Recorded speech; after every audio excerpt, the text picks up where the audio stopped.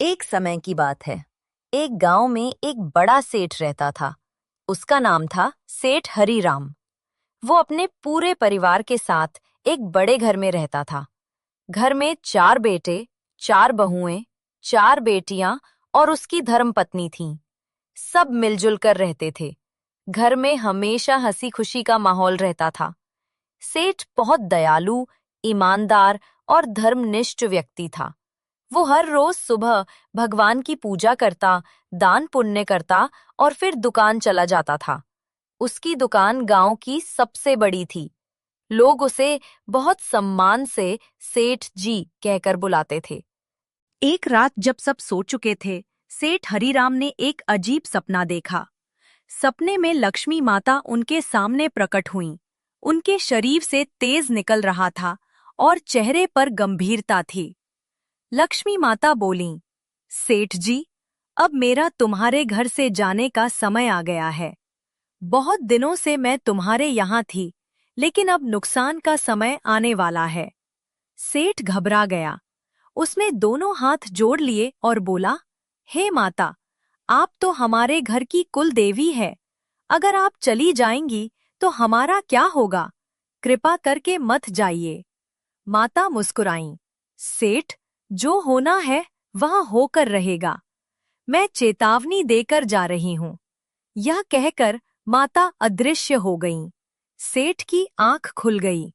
उसका पूरा शरीर पसीने से भीग चुका था। वह रात भर करवटें बदलता रहा और सोचता रहा, क्या सचमुच नुकसान आने वाला है? सुबह उठते ही सेठ ने महसूस किया कि घर में कुछ अजीब सा माहौल है। कभी कोई बर्तन टूट गया, कभी कोई चीज गुम हो गई। थोड़ी बहस भी हुई घर में। सेठ ने मन में कहा, लगता है माता का सपना सच हो रहा है। वो चुपचाप बिना कुछ घर में उसकी पत्नी ने सोचा, आज सबके लिए हल्का भोजन बनाऊं। उसने रसोई में जाकर खिचड़ी बनाने रख दी। धीरे धीरे चूल्हे पर दाल और चावल पकने लगे। वो खिचड़ी में नमक डालकर बर्तन ढकती है और किसी काम से बाहर चली जाती है। थोड़ी देर बाद बड़ी बहू आती है। वो देखती है कि खिचड़ी पक रही है।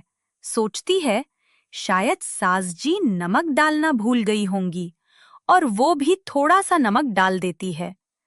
थोड़ी देर में दूसरी बहू आती है। वो भी यही सोचती है और नमक डाल जाती है। फिर तीसरी और चौथी बहू भी वही गलती दोहरा देती हैं। हर किसी को लगता है कि सास जी ने नमक नहीं डाला। अब उस बर्तन में इतना नमक पड़ चुका था कि खिचड़ी खिचड़ी नहीं, नमक का पहाड़ बन चुकी थी। शाम को जब सेठ घर लौटा तो उसकी पत्नी ने प्रेम से खिचड़ी परोसी। सेठ ने पहला कौर लिया और चौंक गया। खिचड़ी बहुत नमकीन थी, पर उसने कुछ नहीं कहा। सोचा, शायद गलती से ज्यादा नमक पड़ गया होगा। वो चुपचाप खा गया और अपने कमरे में चला गया। फिर उसका बड़ा बेटा आया। उसने भी वही खिचड़ी खाई, पर कुछ बोला नहीं। सभी बेटे और बहुएं खिचड़ी खाते गए।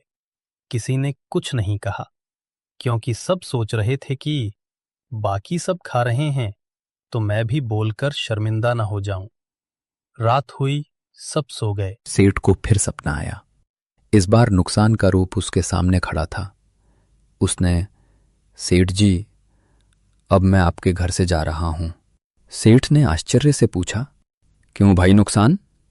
तुम तो आने वाले थे, अब क्यों जा रहे हो?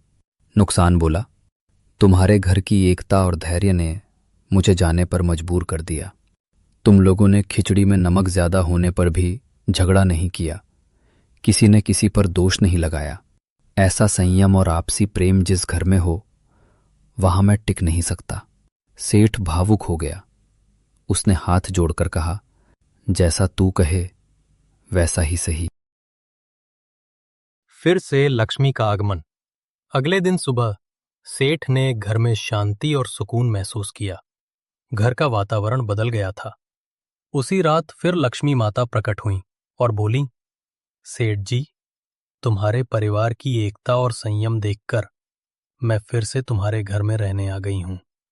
सेठ ने प्रसन्न होकर माता को प्रणाम किया। घर में फिर से सुख, समृद्धि और हंसी खुशी लौट आई।